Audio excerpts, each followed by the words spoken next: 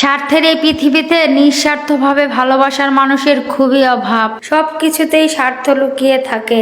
এখন আর কোনো কিছু স্বার্থ ছাড়া কল্পনা করাও মানে ভুল। স্বার্থ ছাড়া আমরা এক পাও এগুতে পারি না। সবকিছুতেই শুধু আমরা স্বার্থ খুঁজে বেড়াই, তাই না? আসসালামু আলাইকুম, সবাই কেমন আছেন? আলহামদুলিল্লাহ, আমি অনেক ভালো আছি। আজকের ব্লগটা সকাল থেকেই শুরু করেছি। সকালবেলা জানালা দিয়ে তাকিয়ে দেখি অনেক কুয়াশা, তারপরও করার কিছুই নেই। যেহেতু আমরা গ্রামের মানুষ, আমাদের হাঁস মুরগি ছাগল গরু সবই আছে, সবই পালি, তো তাদের জন্য আমাদের সকাল সকাল ঘুম থেকে উঠতে হয়। তো সকালবেলায় ঘুম থেকে উঠে পড়েছি, উঠে হাঁস মুরগি ছাড়লাম, খাবার দিলাম। আর এই যে আমার টাইগার মুরগিগুলো টাইগারের মতোই বেড়ে উঠছে। এগুলো দেখতেও এখন অনেক সুন্দর লাগছে। আর হচ্ছে আস্তে আস্তে এদের রঙও ছাড়ছে, মানে সাদার মধ্যে একটা খয়েরি ভাব চলে এসেছে। আর এই যে আমার হাঁসে অনেকগুলো ডিম পেড়েছে, আলহামদুলিল্লাহ 8টা ডিম পেড়েছে আজকে। এতে আমি মহা খুশি। যদি প্রতিদিন 8টা করে পারে তাতে আমার অনেক, তো খাওয়া আর বেচাও চলে যাবে। আর এদিকে ছেলেকে স্কুলে পাঠিয়ে দিলাম। তো পরে আর কোনো ভিডিও করতে পারিনি, কারণ সকাল থেকে আমার প্রচন্ড মাথা ব্যথা ছিল। পরে দুপুরবেলা চলে এসেছি রান্নাঘরে, পেঁয়াজ রসুন ছিলে নিচ্ছিলাম ব্লেন্ড করার জন্য। যেহেতু ছেলেকে আজকে ট্রিট দিতে হবে, ছেলের রেজাল্ট ভালো করেছে, তৃতীয় হয়েছে।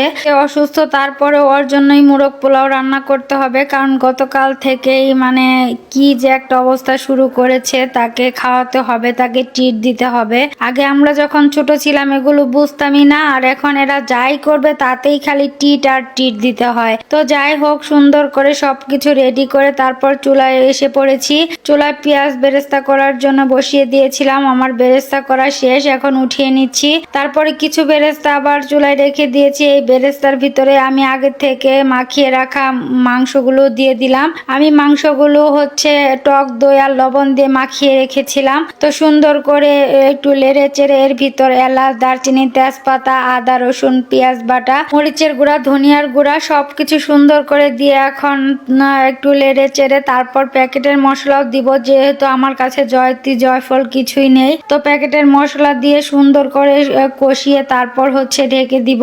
আমি মোরগ পোলাও আজকেই প্রথম রান্না করতেছি, কারণ সব সময় তো বিরিয়ানি রান্না করি, মোরগ পোলাওটা আমার রান্না করা হয় না। তো সুন্দর করেই কষিয়ে তারপর হচ্ছে রান্নাটা করে নিব।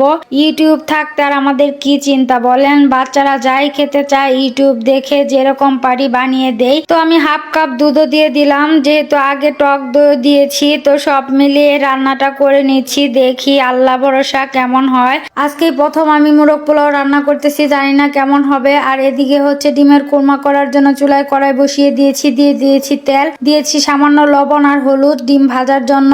তো গতকালকে ডিম তারপরও কেমন যেন উঠে উঠে যাচ্ছে, তা কি আর করা যাবে, ওইরকমই করে নিচ্ছি। এগুলো হাঁসের ডিম, তারপরও জানি না কি জন্য এমন হলো। হাঁসের ডিম তো এরকম হওয়ার কথা না। তারপর এই তেলের ভিতরে আমি পেঁয়াজ রসুন আদা সবকিছু বাটা দিয়ে দিয়েছি, সাথে এলাচ দারচিনি তেজপাতাও দিয়ে নিয়েছি, সামান্য লবণও দিয়েছি। তারপর দিব গুঁড়া মশলাগুলো, ধনিয়ার গুঁড়া, তারপর প্যাকেটের মশলা, আর হচ্ছে একটু পেঁয়াজের বেরেস্তাও দিয়ে দিলাম স্বাদ বাড়ানোর জন্য, সাথে দিলাম টক দই। সবকিছু দিয়ে সামান্য পানি দিয়ে সুন্দর করে এখন কষিয়ে নিব।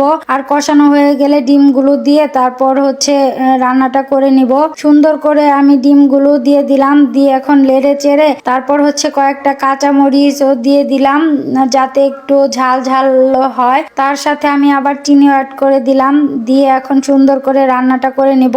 এদিকে দুইটা রান্নায় আমার হয়ে গেছে। এখন পোলাওটা বসিয়ে দিয়েছি। পোলাওর চালটা আমি সুন্দর করে এখন ভেজে তারপর হচ্ছে পরিমাণ মতো পানি দিয়ে তারপর পোলাওটা রান্না করে নেব।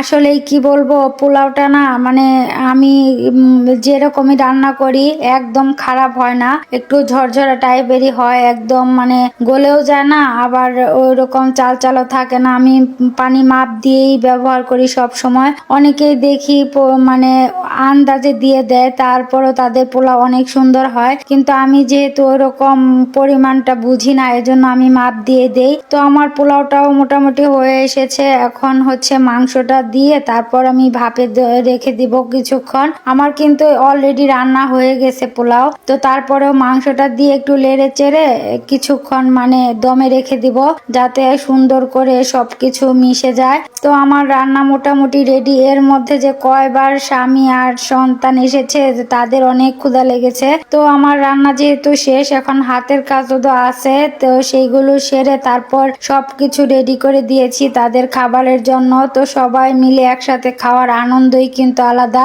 আর এই জিনিসটা আমরা সব সময় করি, সবাই একসাথে খাই। সাথে ভাইস্তা আর ভাগনাও ছিল, তো সবাইকে নিয়ে খেয়ে নিচ্ছিলাম। তারপর রাতের বেলা স্বামীর জন্য 1 কাপ চা বানাতে বানাতেই আজকের ব্লগটা শেষ করব।